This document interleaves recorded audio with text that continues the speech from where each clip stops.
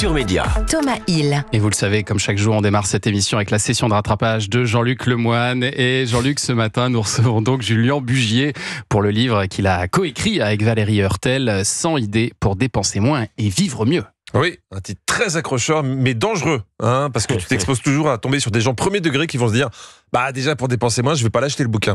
Et hop, 16,95 €, enfin, tout ça économisé. Mais ils auraient tort, car il y a plein de bons conseils dans ce livre. Ça a beaucoup plu à Anne-Elisabeth Lemoine. 100 idées pour dépenser moins et vivre mieux, dont une méthode qui m'a tout de suite intéressée. La méthode pour résister aux achats superflus, la méthode Bisous. Alors, bisous, c'est un acronyme. C'est pas une méthode où Julien nous explique que pour dépenser moins, on peut payer les vendeurs avec des bisous. Non. Dommage. Sinon, si vous voulez acheter une voiture, il faudra au moins la méthode COIT. C'est aussi un acronyme pour comment obtenir immédiatement un transport. Ah oui, d'accord, bien sûr. Ouais. Non, la méthode bisous permet de se poser les bonnes questions. Le B de bisous, c'est pour besoin. La méthode Bisous, c'est avant de faire un achat un peu compulsif, on se pose plusieurs questions. En as-tu vraiment besoin? Es-tu sûr d'en avoir besoin? À quel moment en as-tu besoin? C'est vertigineux ce genre de méthode. Moi, si je m'étais posé ces questions, déjà, je me serais jamais mis en couple. Et avec ce genre de questions, perso, j'achète plus rien. Vous avez qu'à essayer. Un slip, par exemple. Ouais. En as-tu vraiment besoin?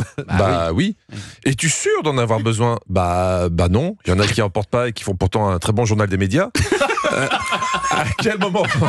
Vous avez des noms ou pas? C'est moi. À quel moment en as-tu besoin?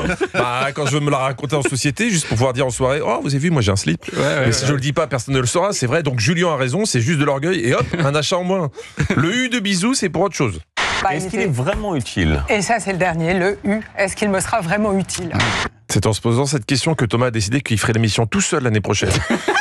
En tout cas, surtout sans ma rubrique. Oh non. Alors, je vais être honnête, j'ai pas compris tous les conseils. Pour construire sa maison, pour récupérer des matériaux sur des chantiers qui sont des matériaux neufs qui n'ont pas servi. On est bien d'accord que vous conseillez quand même pas d'aller sur des chantiers en cours pour voler du matériel. Pas vous, Julien. Non, mais ce sont des plateformes, cela dit, très intéressantes qui permettent la récupération d'outils de chantier. Il y a plein de trucs qui servent pas quand on fabrique des entrepôts, des bâtiments, des maisons, et on peut les récupérer à moindre coût. Il y a des plateformes qui permettent de vous mettre en relation avec les gens qui les donnent. Mais il faut leur demander. On peut pas arriver en disant tiens, ça vous allez pas vous en servir, je le prends. Non, tout est référencé sur la plateforme. Avoir des fenêtres moins chères. C'est ça, exactement. Dans le livre, il n'y a pas que des conseils, il y a aussi des infos, des fun facts. Savez-vous, par exemple, le temps moyen d'utilisation d'une perceuse dans une vie? Non. C'est moins de 10 minutes. Alors pardon, mais moi je m'en sers beaucoup plus que ça. Ne serait-ce que pour menacer mes enfants s'ils veulent pas dormir. C'est ce que j'appelle leur chanter une perceuse. Toi aussi tu vas égayer tes soirées avec des jeux de mots? Envoie Jean-Luc au 3636 et découvre les jeux de mots les plus chauds de ta région. Julien, vous êtes journaliste, vous aimez la précision, donc dans C'est à vous, vous êtes revenu sur cette histoire de perceuse. Mais aussi pour des perceuses qu'on achète et dont on se sert 12 minutes dans une vie, voilà. Mais ça, c'est une vraie statistique. Oui, 12 minutes dans une vie. On a pris 2 minutes d'utilisation quand même. Oui. A priori, entre les deux interviews, vous avez dû accrocher une applique. Si c'est vous, moi, 10 ou 12 minutes. C'est ça. Ça a changé vos stats. Alors moi, je suis d'accord, il y a plein de choses dont on ne se sert pas, mais alors comment fait-on Pour répondre à cette question, j'ai été écouter le Buzz TV. Savez-vous que le temps d'utilisation d'une perceuse, c'est 12 minutes dans une vie? Ah oui. Inutile de vous dire que c'est plus intéressant d'en emprunter une que d'en acheter une. Voilà la solution. Bon, pour que le système marche, il faut quand même qu'il y ait un con en bout de chaîne qui achète une perceuse pour la prêter aux autres. D'ailleurs, à ce propos, Thomas, vous n'auriez pas une perceuse pour ce week-end? C'est sûr. Autre info sur le temps utile d'une voiture. 95% du temps, votre voiture est à l'arrêt, voilà. Tout ça fait réfléchir et amène à changer ses comportements d'achat.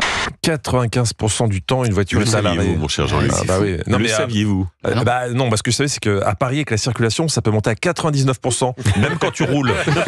Il y a une autre statistique que je donnais dans l'émission, que je trouve assez intéressante. 60% de vos habits restent au vestiaire la plupart du temps, donc vous ne les utilisez pas. Et quand je vois la manière dont vous êtes habillé, je me dis que vous, c'est pas votre cas. Oh, vous êtes gentil. Ouais, écoutez, ça tombe bien parce que... En revanche, Julien, c'est typiquement la prochaine statistique dont j'allais parler, parce que vous avez des chiffres, mais c'est pas toujours les mêmes. Non, c'est vrai, je me suis trompé. Voilà. 16% par exemple des habits qui sont à peu près dans votre dressing, vous les mettez jamais. Vos habits, savez-vous que 50% de vos vêtements restent au vestiaire? Par exemple, savez-vous que 60% des habits qu'on possède dans notre dressing, on les porte jamais? Selon les interviews, on est quand même passé de 16 à 60%. 16, je me suis embrouillé. C'est ça. C'était pas du tout le cas à 16.